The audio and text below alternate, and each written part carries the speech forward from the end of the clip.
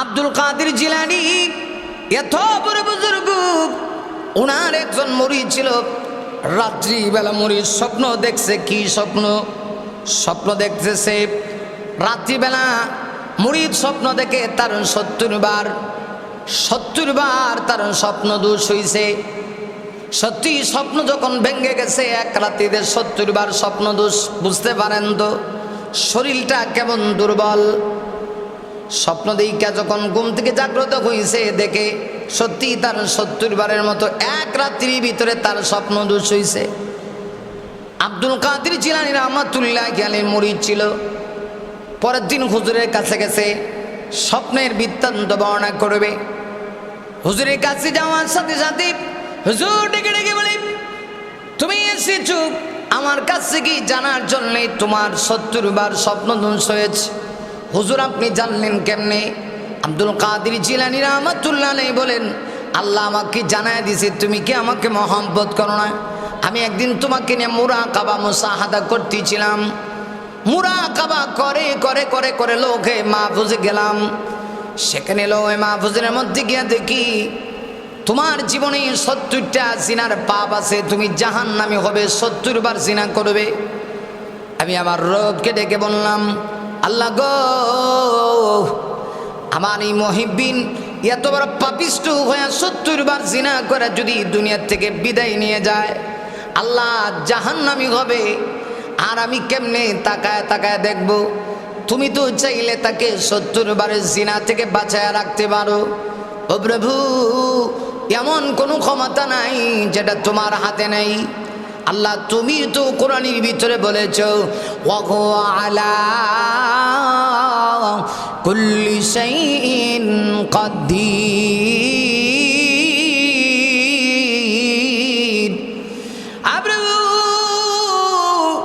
আল্লাহ তুমি তো কোরআনে বলেছ তুমি সর্বশক্তিমান, তুমি কুদরতওয়ালা। আল্লাহ গো, ও প্রভু, তুমি তো চাইলে 70 বারের জিনা পরিবর্তন করে দিতে পারো। আল্লাহ পাক আমাকে জানায় দিছে, ঠিক আছে আমি আল্লাহ তোমার মতো বলি দোয়া মনজুর করে 70 বারের জিনার বদলা আমি আল্লাহ তার জীবনে 70 বার স্বপ্ন দোষ হয়ে যাবে, আমি তাকে স্বপ্ন দোষের মাধ্যমে জিনা থেকে বাঁচাইয়া দিব। এই ছিলেন ওলিরা, বুজুর্গরা। এটা ছিল আল্লাহওয়ালাদের একটা কারামত। আল্লাহওয়ালারা জমিনে থেকে দেখে গোটা পৃথিবীর সব কিছু তাদের আধ্যাত্মিক চোখ দিয়া দেখতে পারতেন। ওরে যুবক, আর এই জমিনের ওয়ারিসদার তো মূলত যারা আল্লাহর ওলি, তারাই তো এই জমিনের ওয়ারিসদার। আল্লাহ এই জন্য কোরআনুল কারীমের ভিতরে বলেছেন, আন্নাল আরদা ইয়ারিসুহা ইবাদিয়াস সালিহুন। আমার ভাইরা, আল্লাহ রাব্বুল আলামিন ডেকে ডেকে বলেন, জমিনের ওয়ারিসদার হলো আমার নেককার বান্দারা। আমার নেককাররা যতদিন থাকবে আমি আল্লাহ জমিন রাখবো। যেদিন নেককার থাকবে না আমি আল্লাহ সেদিন এই পৃথিবী টিকায় রাখবো না। আল্লামা নুরউদ্দিন আহমদ গাহরপুরী রাহমাতুল্লাহি আলাইহি, আমি যার কথা এতক্ষণ যাবৎ বলতেছিলাম, এত বড় বুজুর্গ ছিলেন আমার ভাইরা। আজ থেকে প্রায় 35 বছর আগে ওই যে জামালপুর অঞ্চলে তিনি মাহফিল করার জন্য গিয়েছেন। আল্লাহর ওলি হযরত গাহরপুরী রাহমাতুল্লাহি আলাইহি রাতের বেলা 12টায় মাহফিল শেষ করলেন। শেষ করার পরে ওই যুগ তো এত উন্নত ছিল না, রাস্তাঘাটে চলাচল যোগাযোগ মাধ্যম এত উন্নত ছিল না। আল্লাহর ওলি 12টায় মোনাজাত দিয়া মাদ্রাসার মুতামিম সাহেবকে বলতেছেন, মুতামিম আমাকে একটু এগিয়ে দাও কয়েকজন ছাত্র দিয়ে, আমি সিলেটে গিয়ে 1:30টায় আমি খতমে বুখারীতে অংশগ্রহণ করব, খতমে বুখারীর মাহফিলে অংশগ্রহণ করব। সবাই আশ্চর্য হয়ে গেছে, যদিও সবাই আশ্চর্য হয়েছে, কিন্তু মাদ্রাসার মুতামিম সাহেব আশ্চর্য হয় নাই, কারণ সে ছিল হুজুরের ছাত্র। সে ভালো করে জানতো হুজুর যে একজন বুজুর্গ, হুজুর যে আধ্যাত্মিক পাওয়ার হুজুরের রয়েছে। কারণ যদিও ওই যুগে জামালপুরে তো এখনো কোনো বিমানবন্দর নাই, হেলিকপ্টার নাই, কিন্তু সে জানতো আল্লাহর ওলি গহরপুরী রহমাতুল্লাহ আলাইহির জীবনে এমন হাজারো ঘটনা রয়েছে, কারামত রয়েছে। তিনি গাড়ি ছাড়া, বিমান ছাড়া সরাসরি তিনি দীর্ঘ পথ মুহূর্তের ভিতরে আল্লাহর উপর ভরসা করে তিনি পাড়ি দিতেন।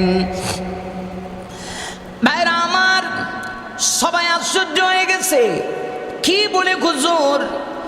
মাদ্রাসার মুতামিম সাহেব ডেকে ডেকে বলে, না না না, বাধা দিও না তোমরা, হুজুরকে যাইতে দাও।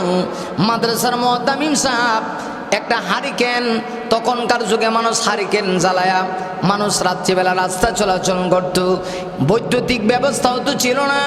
একটা হারিকেন জ্বালায়া কয়েকজন ছাত্র দিয়া, চর অঞ্চল এলাকা ছিল, নদীর পারে পারে হুজুর বললেন, হুজুর বলে দিলেন, মাদ্রাসার মুতামিম সাহেব বলে দিলেন, ছাত্রদেরকে যাও কিছু দূরে এগিয়ে দিয়ে তোমরা পিছন দিক থেকে চলে আসবা। হুজুর যখন বলবি আর তোমরা সামনের দিকে তাকাইবা না, আর তোমরা না তাকায়া হুজুর বলার সাথে সাথে তোমরা আবার রাস্তা পাল্টায়া আবার তোমরা চলে আসবা।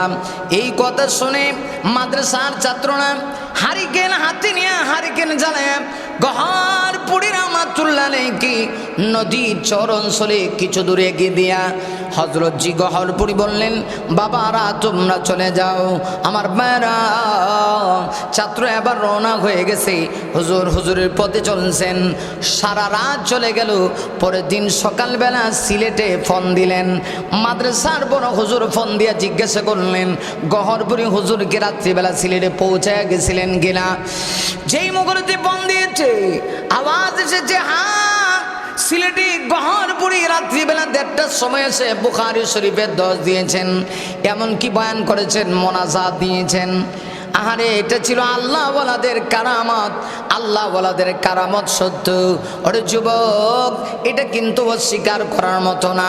কারামাতুল আউলিয়া হাক্কুন, ওলিদের কারামত সত্য। কারণ একজন মানুষ যখন আল্লাহ ওয়ালা হয়ে যায়, গোটা পৃথিবীর সব কিছু তার পিছনে পিছনে তার অনুসরণ করে। একজন মানুষ যখন আল্লাহ ওয়ালা হয়ে যায়, গোটা পৃথিবীর সব কিছু তার পিছনে পিছনে চলে। ভাইরা লক্ষ্য করে দেখুন, এই যে গহরপুরী রহমাতুল্লাহ আলাইহি এত বড় বুজুর্গ ছিলেন, আমাদের সেই সিলেট বিভাগের সুনামগঞ্জ জেলার এখনো একজন বড় আলেম দুনিয়াতে বেঁচে আছেন। যদি আমি ঢাকায় থাকি, আমার বাড়ি সিলেট বিভাগের সুনামগঞ্জ জেলার একজন বরেণ্য আলেম শাইখুল হাদিস আল্লামা নুরুল ইসলাম খান সাহেব এখনো বেঁচে আছেন। দোয়া করি আল্লাহ রাব্বুল আলামিন তার হায়াতের ভিতরে বরকত দান করুন। নুরুল ইসলাম খান সাহেবের মুখ থেকে আমি শুনেছি, আল্লাহর ওলি হযরত গহরপুরী রহমাতুল্লাহ আলাইহি সুনামগঞ্জের বাটি অঞ্চলে একবার একটা মাহফিলের উদ্দেশ্যে রওনা করেছেন নৌকা দিয়া। আল্লাহর ওলি নৌকার মাধ্যমে সুনামগঞ্জের বাটি অঞ্চলে যাবেন। ওনার সঙ্গে আরো কিছু বুজুর্গরা ছিলেন। সুনামগঞ্জ অঞ্চলের বিখ্যাত আরেকজন বুজুর্গ ছিলেন, নাম ছিল শাইখে গাজী নগরী রহমাতুল্লাহ আলাইহি। সুনামগঞ্জ জেলার একটা এলাকা আছে দরগাপুর, ওই মাদ্রাসা বড় একটা মাদ্রাসা আছে। মাদ্রাসা তিনি প্রতিষ্ঠাতা হযরত নুরুল ইসলাম খান সাহেব বলেন, তখন তিনি বয়সী তাদের থেকে ছোট ছিলেন। নুরুল ইসলাম খান সাহেব হুজুর বলতেছেন যে আমিও তাদের সঙ্গে আমি সফরে ছিলাম, আমারও ওই মাহফিলের ভিতরে দাওয়াত ছিল। শাইখে গাজীনগরী আরও কিছু বরণ্য বড় বড় আলেমরা সাথে ছিল। নৌকা যুগে বাটি অঞ্চলে মাহফিল করবেন। সকলে আগে আসলেন, নৌকার উপরে উঠলেন। বিশাল প্রশস্ত মজবুত উন্নত মানের একটা নৌকা। বাতাটাও ছিল প্রায় 1 হাত বাতা। বাতা চিনি, নৌকার দুই দিক থেকে যে বাতা যেগুলোতে উড়ে সর্বপ্রথম, মাঝি যেখানে বসে বসে নৌকা চালায়, নৌকার বাতা 1 হাত লম্বা ছিল গো। সবাই যখন নৌকার ভিতরে উঠেছি, খান সাহেব হুজুর বলতেছেন নৌকা একটুকু নড়াচড়া করে না, কারণ নৌকাটা বড় মজবুত ছিল। আল্লাহর ওলি হযরত গহরপুরী রহমাতুল্লাহ আলাইহি যে মুহূর্তে নৌকার মধ্যে পা রাখছেন, নৌকার মধ্যে ঝাঁকুনি সৃষ্টি হয়ে গেছে। মনে হয় যেন নৌকাটা মুহূর্তের ভিতরে ডুবে যাবে, তবে ডুবে নাই। গহরপুরি রহমাতুল্লাহ আলাইহির শরীরের ভিতরে তো শক্তি তো পাওয়ার দেখে খান সাহেব হুজুর জিজ্ঞাসা করে, হুজুর বুঝতে পারলাম না। আরো অনেক আলেমরা উঠলেন, নৌকার মধ্যে চাকুনি হইল না, নৌকার মধ্যে কাঁপন সৃষ্টি হইল না, কিন্তু যেই মুহূর্তে আপনি নৌকার মধ্যে পা রাখছেন সাথে সাথে নৌকার মধ্যে একটা ঝাঁকুনি সৃষ্টি হয়ে গেছে, মনে হয় যেন নৌকাটা ডুবে যাবে। আল্লাহর ওলি গহরপুরি রাহমাতুল্লাহ আলাইহি তখন জবাব দিয়া বলেন, আমার ভিতরে কি হাদিস নাই? হাদিসের ভার কি নাই? হাদিসের কি ওজন নাই? কারণ তিনি একজন শাইখুল হাদিস ছিলেন, এত বড় শাইখুল হাদিস, উপমহাদেশের ভিতরে উনি একজন অন্যতম নাম করা শাইখুল হাদিস ছিলেন। বাংলাদেশের কওমি মাদ্রাসার সবচেয়ে বড় বোর্ড যেটা, বেফাক যেটা, এখন এই বোর্ডের নাম হলো আল হাইয়াতুল উলিয়া লিল জামিয়াতিল কওমিয়া। এই বোর্ডের তিনি চেয়ারম্যান ছিলেন, অসংখ্য মাদ্রাসার শাইখুল হাদিস ছিলেন। তিনি বুখারী শরীফ মুখস্থ ছিল, হাজারো হাদিস সনদ মতন সহকারে গহরপুরি হুজুরের মুখস্থ ছিল। গহরপুরি হুজুর রাহমাতুল্লাহি আলাইহি, আল্লাহু আকবার, তিনি বলেন, আমি যে উঠলাম, ওঠার পরে কেন ঝাঁকুনি হইল তুমি কি জানো না? এটা হলো হাদিসের পাওয়ার, হাদিসের শক্তি। কারণ ইলমে ওহীর একটা পাওয়ার আছে, কোরআন হাদিসের একটা আলাদা পাওয়ার আছে। আল্লাহর নবী বিশ্ব নবী রাহমাতুল লিল আলামিনের উপরে পবিত্র কোরআন যখন নাজিল হইত, আম্মা জান আয়েশা সিদ্দিকা রাদিয়াল্লাহু আনহা বলেন, রাসূলের উপরে যখন কোরআন নাজিল হইত, নাজিল হওয়ার পরে আমরা তাকে দেখতাম নবীজির চেহারা মুবারক থেকে গাম মুবারক বের হইত। কারণ কোরআনের একটা পাওয়ার আছে, কোরআনের একটা ওজন আছে, কোরআনের একটা লোড আছে। কারণ এটা ওহী ডাইরেক্ট আল্লাহ নাজিল করেন। আম্মা জান আয়েশা বলেন, আমরা দেখতাম বিশ্ব নবীজির চেহারা থেকে যখন কোরআন নাজিল হইত, নবীজি রাহমাতুল লিল আলামিনের চেহারা থেকে গাম মুবারক বের হইত। এটা ছিল ওয়াহির পাওয়ার, ওয়াহির ওজন। মাঝে মধ্যে আল্লাহর নবী বিশ্ব নবীজি রাহমাতুল লিল আলামিনকে আমার আল্লাহ এত সম্মানিত করেছি, নবী যেখানে ওয়াহি সেখানে, নবী যেখানে ওয়াহি সেখানে। আল্লাহর রাসূল জিহাদের ময়দানে যাইতেন, তখন দেখা যাইত নবীজির উপরে ওয়াহি নাজিল হইতো, নবীজির উপরে কোরআন নাজিল হইতো। আল্লাহু আকবার। নবীজির উপরে কি নাজিল হইতো? কোরআন নাজিল হইতো। আমার নবীজিকে আল্লাহ এত সম্মানিত করেছে। ভাইরা লক্ষ্য করে দেখুন, নবীজি আল্লাহ তাকে এত সম্মানিত করেছেন। রাহমাতুল লিল আলামিন যেখানে যান, নবী যেখানে যান, সেখানে আল্লাহ জিবরিলকে পাঠায় নবীর উপরে কোরআন নাজিল করে। মাঝে মধ্যে তো আম্মা জান আয়েশা সিদ্দিকা তিনি বলেন, নবীজি আমার গুজরাত শরীফের মধ্যে রাতের বেলা শুয়ে থাকতেন, স্বামী আর স্ত্রী আমরা দুজন মিলে একটা কম্বলের নিচে শুয়ে থাকতাম। আম্মা জান আয়েশা বলেন, এমনিতেও দেখতাম মহান আল্লাহ রাহমাতুল লিল আলামিনের উপরে কোরআন নাজিল করতেন। এজন্য নবীজি মাঝে মধ্যে অন্যান্য স্ত্রীদেরকে বলতেন, এ আমার স্ত্রীরা শোনো, তোমরা আয়েশার ব্যাপারে কেউ কোনো মন্তব্য করিও না। খাদিজা দুনিয়া থেকে যাওয়ার পরে আমার নবীজি একাধিক স্ত্রী গ্রহণ করেছেন, কিন্তু রাসূল মাঝে মধ্যেই বলতেন, আমার স্ত্রীরা আয়েশার মর্যাদা এত বেশি, তোমাদের সকলের বিবাহ জমিনে হয়েছে, আয়েশার বিবাহ আসমানে ফয়সালা হয়েছে। এই জন্য আয়েশা সিদ্দিকা রাদিয়াল্লাহু আনহা নবীজি আয়েশার হুজরায় যখন শুয়ে থাকতেন, তখন আল্লাহর নবী বিশ্ব নবীজির উপরে ওয়াহি নাজিল হইত। রাসূল তাই বলতেন, আমার স্ত্রীরা রে, আয়েশার ব্যাপারে তোমরা কেউ সমালোচনা করবা না, কারণ তোমরা আর আয়েশা একটু বেশ কম আছে। তোমরা তোমাদের সঙ্গে আমি নবীর বিবাহ হয়েছে জমিনে, কিন্তু আয়েশার বিবাহটা, এই বিবাহগুলিও তো আল্লাহর পক্ষ থেকে অনুমতি পেয়ে করেছেন, কিন্তু আয়েশার বিবাহটা পার্সোনালি আসমান থেকে ফয়সালা হয়েছে। আল্লাহ নিজে উকিল হইয়া জিবরিলকে পাঠায়া নবীজির সামনে আয়েশা সিদ্দিকা রাদিয়াল্লাহু আনহার চেহারার ছবি ফটো আল্লাহর নবীজির সামনে জিবরাইল তুলে ধরেছে। তাই রাসূল বলতেন আয়েশার ব্যাপারে তোমরা কেউ মন্তব্য করো না। হযরত আয়েশা বলেন নবীজি আমার সঙ্গে শুয়ে থাকা অবস্থা ওয়াহি নাজিল হইত, ওয়াহির এমন একটা লোড ছিল, পাওয়ার ছিল, তাই বলছিলাম রাসূল মাঝে মধ্যে জিহাদের ময়দানে যাইতেন তখন কোরআন নাজিল হইত। নবীজি উটের উপরে সওয়ারি, এমনিতে দেখা যায় রাহমাতুল লিল আলামিনের উপরে ওয়াহি নাজিল হবে। আল্লাহু আকবার, ওয়াহির পাওয়ার এত বেশি, রাসূলের উপরে ওয়াহি নাজিল হইত। নবীজির ওয়াহি নাজিল হওয়ার সাথে সাথে উঠে পর্যন্ত লোড নিতে পারত না, ওজন বহন করত না। উটের পাগুলি মরুভূমির প্রান্তরের ভিতরে, মরুভূমির বালুকাময় রাশির ভিতরে উটের পাগুলি ঢুকে যাইত। এইটাই ছিল ওয়াহির পাওয়ার। তাই তো আমার ভাইরা গহরপুরি হুজুর রহমাতুল্লাহ আলাইহি খান সাহেব হুজুরকে, সুনামগঞ্জের বড় আলেমকে বলতেছেন, আরে মিয়া নৌকায় জাকুনের সৃষ্টি হবে নাকি? হবে না তো কি হবে, কারণ আমার ভিতরে কি হাদিস নাই? এই হাদিসের কি পাওয়ার নাই? বুখারী শরীফ তার মুখস্থ ছিল। ভাইরা আমার গহরপুরি রহমাতুল্লাহ আলাইহি হাজারো ঘটনা আছে, কয়টা ঘটনা বলবো। হযরত গহরপুরি রহমাতুল্লাহ আলাইহি একবার সিলেট বিভাগের হবিগঞ্জ জেলায় গহরপুরি রহমাতুল্লাহ আলাইহি মাহফিল করার জন্য গিয়েছেন। রাতের বেলা মাহফিল শেষ হয়ে গিয়েছে। এমনিতেই তিনি হঠাৎ করে বলতেছেন মাহফিল কমিটিকে, আমি আর এই জায়গায় থাকবো না, আমি মাদ্রাসায় চলে যাব। আমার ভাইরা এই তো চুনারুঘাট আর সিলেটের গহরপুর মোটামুটি অনেক দূরত্ব। সিলেট বিভাগের হবিগঞ্জ জেলার শায়েস্তাগঞ্জ মোড় থেকে স্পেশাল গাড়িতেও যদি অন্তত পক্ষে সিলেট যাওয়া হয় 100 কিলোমিটারের মতো রাস্তায় অন্তত 1 ঘন্টা 1 ঘন্টা সময় এই যুগে লাগে। আর ওই যুগে তো আপনারা জানেন যে রাস্তাঘাট আর যোগাযোগ ব্যবস্থা এত ভালো ছিল না, অন্তত 3-4 ঘন্টা সময় লাগতো।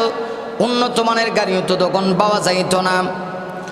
ভাইরা আমার, মুড়ির টিন চিনেননি? মুড়ির টিন দেখতেন, মুড়ির টিন কিছু বাস আছে, এর ঘন্টার পর ঘন্টা টেক্কের টেক্কের টেক্কের টেক্কের টেক্কের টেক্কের করে এরা 1 ঘন্টা জায়গায় 5 ঘন্টা লাগায় এরপরে যাইত। অনেক সময় দেখা যায় যে যাত্রী মাশাআল্লাহ রাস্তার মধ্যে গিয়ে কোথাও একজন যাত্রী দেখছে যে এই লোকটা বাথরুমে গেছে, খাড়ায় তাই বাথরুমের সামনে যাত্রী লয়ে যাইব। ভাইরা লক্ষ্য করে দেখুন, মাহফিল কমিটি আশ্চর্য হয়ে গেছি, হুজুর এত রাত্রিবেলা কেমনে যাবি? হুজুর রাস্তাঘাটে তো তেমন কোনো গাড়িও নাই। আল্লাহর ওলি বললেন তোমাদের টেনশন নাই, আমাকে একটু এগিয়ে দিয়ে আসো, একটু সামনে গেই, আল্লাহ আমার জন্য একটা গাড়ির ব্যবস্থা করে দিবে। হুজুর যেই গাড়িটা নিয়ে আসছিলেন এই গাড়িটা তেল শেষ হয়ে গেছে। আল্লাহু আকবার। হঠাৎ করে দেখা যায় ওরা তো আশ্চর্য হয়ে গেছে।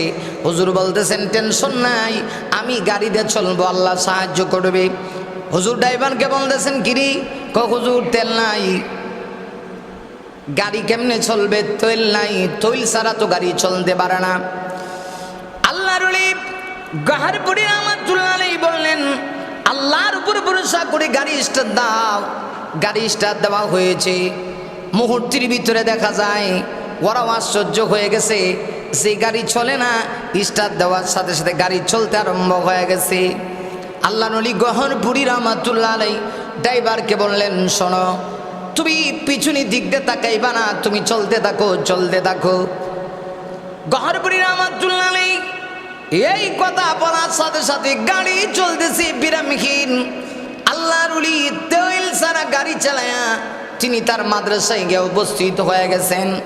এই ছিল গহরপুরি হুজুর রহমাতুল্লাহ আলাইহির কারামত। এই আল্লাহর ওলি গহরপুরি জীবনে অসংখ্য কারামত রয়েছে, সারা দিন যদি বলি তার বড় শেষ হবে না। এরা ছিল খাঁটি আলেম, খাঁটি বুজুর্গ। আমার ভাইয়েরা লক্ষ্য করে দেখুন, আমার এখনো স্মরণ আছে গহরপুরি হুজুর রহমাতুল্লাহ আলাইহির জানাজায় আমি নিজে পর্যন্ত শরীক হয়েছিলাম।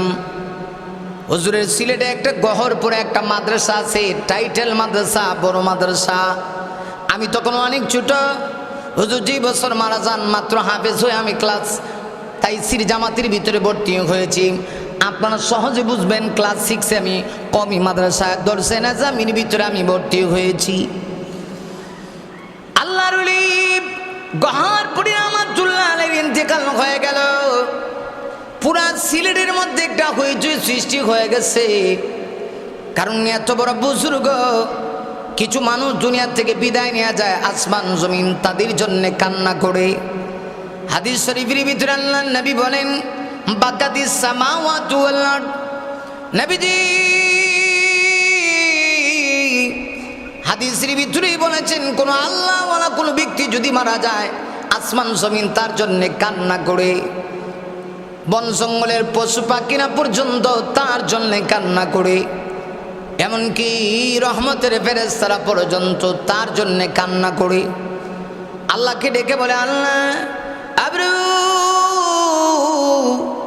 তোমার এই নেককার বান্দাটাকে যদি তুমি জমিনে আরো কিছুদিন রাখতা, তার থেকে গোটা জাতীয় উপকার হইত। আর যদি কোনো বদকার মারা যায়, পৃথিবীর সকল মানুষ এমনকি পশু পাখিরা পর্যন্ত খুশি হয়। আল্লাহ না ফরমানকে কেউ পছন্দ করে না, জমিনে আল্লাহ না ফরমানকে কেউ পছন্দ করে না, কেউ পছন্দ করতে চায় না, কেউ পছন্দ করে না। আল্লাহ না ফরমানকে কেউ পছন্দ করে না। আর আপনি আল্লাহওয়ালা হয়ে যান। আপনি যখন আল্লাহওয়ালা হয়ে যাবেন, তখন এই পৃথিবীর সব কিছু আপনাকে পছন্দ করবে, আপনাকে লাইক করবে। জমিনটাই তো আল্লাহওয়ালাদের জন্যে, ওলিদের জন্যে। ইসলামই তো পেয়েছে আল্লাহওয়ালাদের বদৌলতে। এমন জীবন তুমি করিবে গঠন, মরিলে হাসিবে তুমি, কাঁদিবে ভুবন।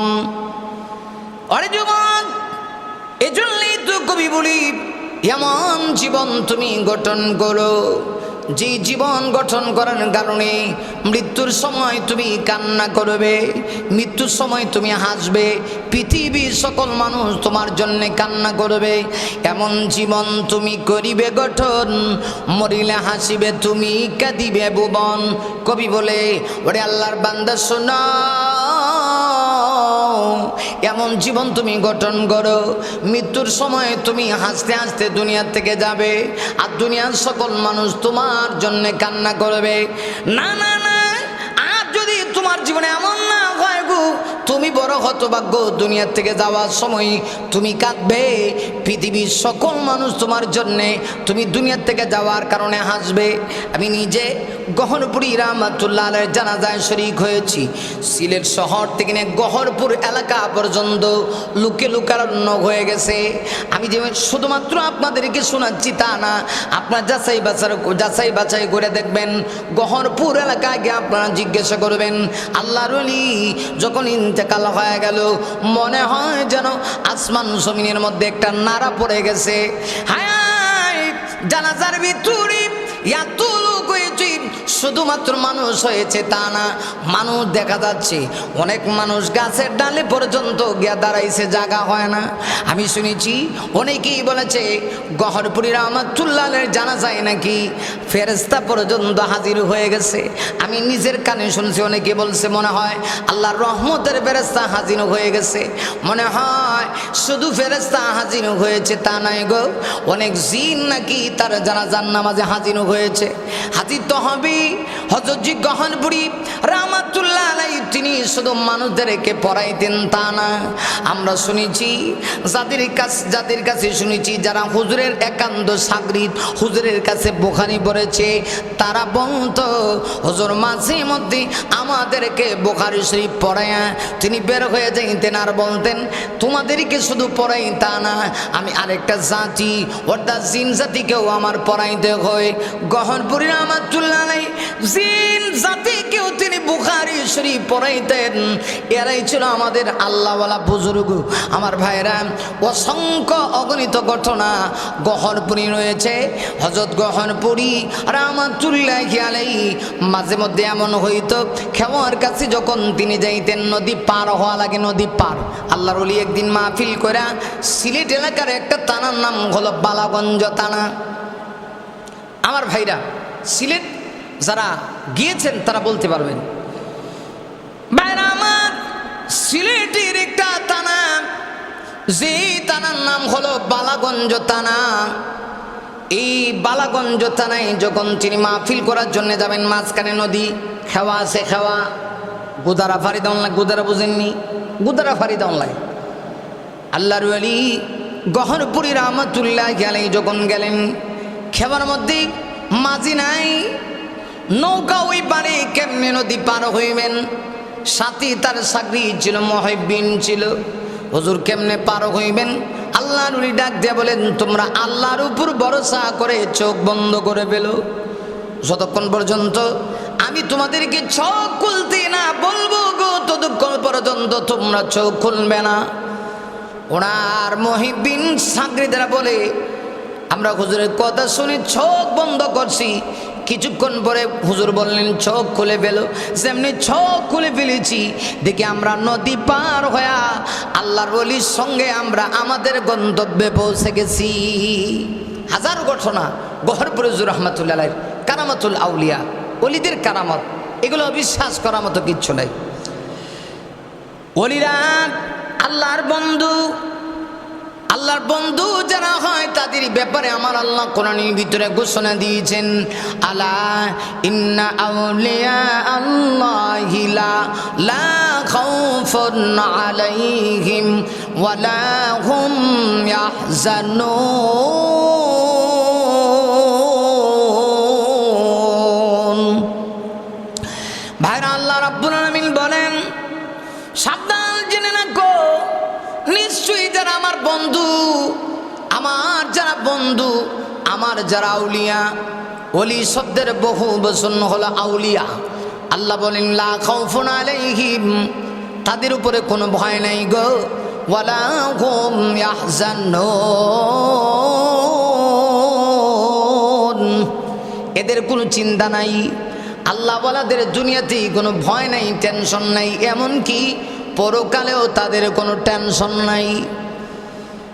ভাইরা আমার, এইরকম বুজুর্গ যারা ছিলেন তাদের পা যেখানে পড়েছে, ওলিয়া উলিয়াদের পা যেখানে পড়েছে, ওই এলাকা আবাদ হয়ে গেছে।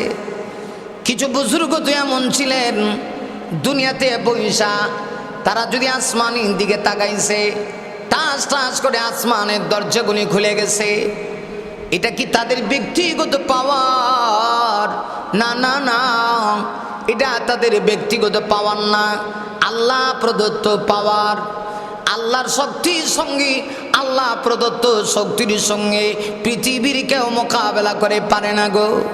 হযরত, আমি ঘটনা বলি, আপনারা তাহলে বুঝতে পারবেন। লক্ষ্য করে দেখুন আমার প্রাণের ভাইরা, বড় পীর আউলিয়াদের ভিতর থেকে যিনি ছিলেন সম্রাট, ইমামুল আউলিয়া, বড় পীর গাউসুল আজম মহিউদ্দিন আব্দুল কাদের জিলানী রাহমাতুল্লাহ আলাইহি। আব্দুল কাদের জিলানী এত বড় বুজুর্গ, ওনার একজন মুরিদ ছিল। রাত্রিবেলা মুরিদ স্বপ্ন দেখছে। কি স্বপ্ন? স্বপ্ন দেখতেছে রাত্রিবেলা মুরিদ স্বপ্ন দেখে তার 70 বার তার স্বপ্ন দোষ হইছে।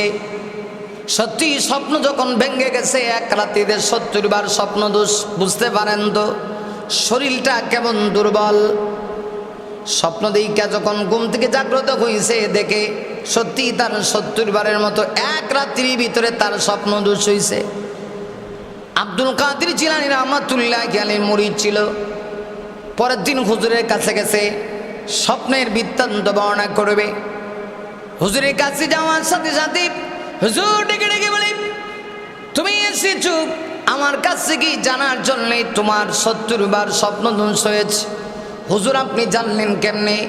আব্দুল কাদের জিলানী রাহমাতুল্লাহ আলাইহি বলেন, আল্লাহ আমাকে জানায় দিয়েছে, তুমি কি আমাকে মহব্বত করো না? আমি একদিন তোমাকে নিয়ে মুরাকাবা মুসাহাদা করতেছিলাম। মুরাকাবা করে করে করে করে লোকে মাহফুজে গেলাম। সেখানে লোকে মাহফুজের মধ্যে গিয়ে দেখি তোমার জীবনে 70টা জিনার পাপ আছে, তুমি জাহান্নামী হবে, 70 বার জিনা করবে। আমি আমার রবকে ডেকে বললাম, আল্লাহ গো, আমার এই মুহিব্বিন এত বড় পাপিষ্ঠ হয়ে 70 বার জিনা করে যদি দুনিয়ার থেকে বিদায় নিয়ে যায়, আল্লাহ জাহান্নামী হবে, আর আমি কেমনে তাকায় তাকায় দেখব? তুমি তো চাইলে তাকে 70 বারের জিনা থেকে বাঁচায় রাখতে পারো। ও প্রভু, এমন কোনো ক্ষমতা নাই যেটা তোমার হাতে নেই। আল্লাহ, তুমি তো কোরআনের ভিতরে বলেছো ওয়া হুয়া আলা কুল্লি শাইইন কাদির।